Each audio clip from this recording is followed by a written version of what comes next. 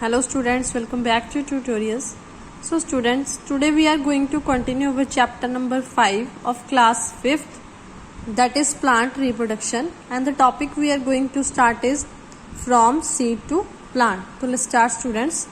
All seeds do not grow into plants. Some are destroyed by harsh weather conditions, some are eaten by animals and some do not get their right condition to grow.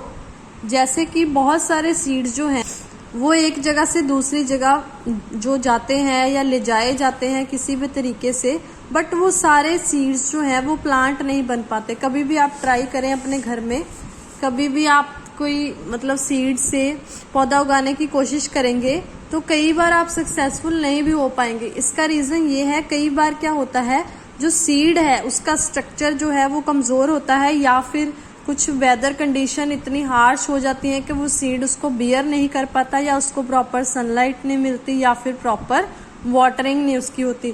बहुत सारी ऐसी conditions है जिसकी वजह से वो grow कभी कभी नहीं कर पाता. The process by which seed grows into a seedling is called germination.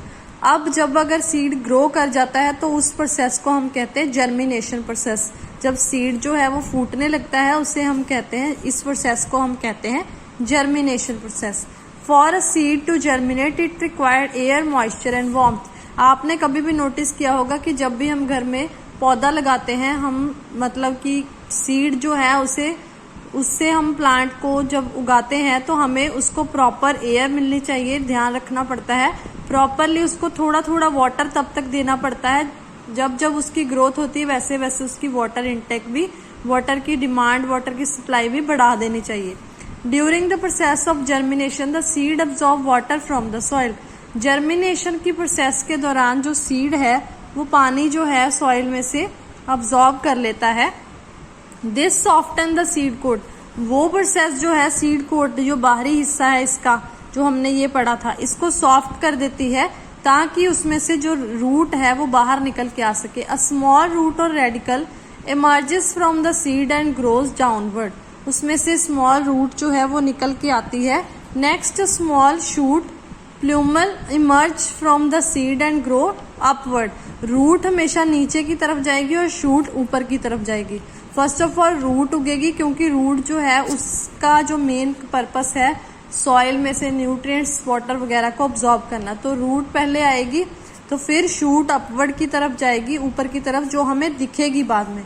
A seedling uses the food stored in cotyledons for its growth until green leaves appear on shoot.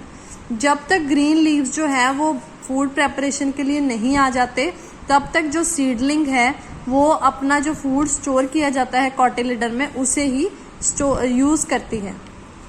Once the green leaves begin to prepare food by the process of photosynthesis, the cotyledon dry and fall off.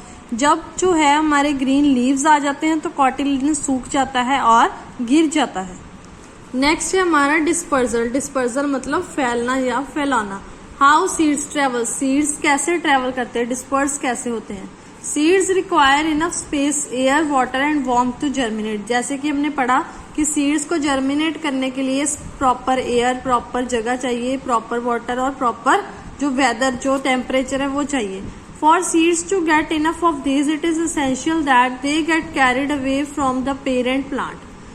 अब seeds को जो है वो grow करने के लिए parent plant से दूर लेकर जाना पड़ेगा, जिसे हम बोलेंगे dispersal.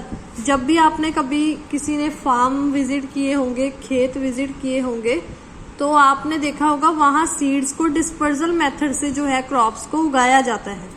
Dispersal is scattering of seed over a large area. एक बड़े एरिया में सीड्स को खिलार देना, बिखेर देना.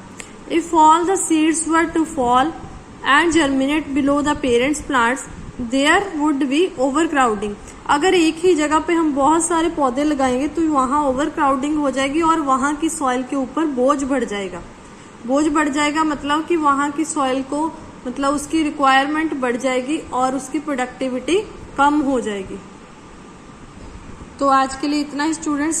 नेक्स्ट वीडियो में हम पढ़ेंगे dispersal of seed happen in many ways इस टॉपिक से. तो अगर वीडियो पसंद आई हो तो लाइक, शेयर एंड सब्सक्राइब जरूर करें. Thank you.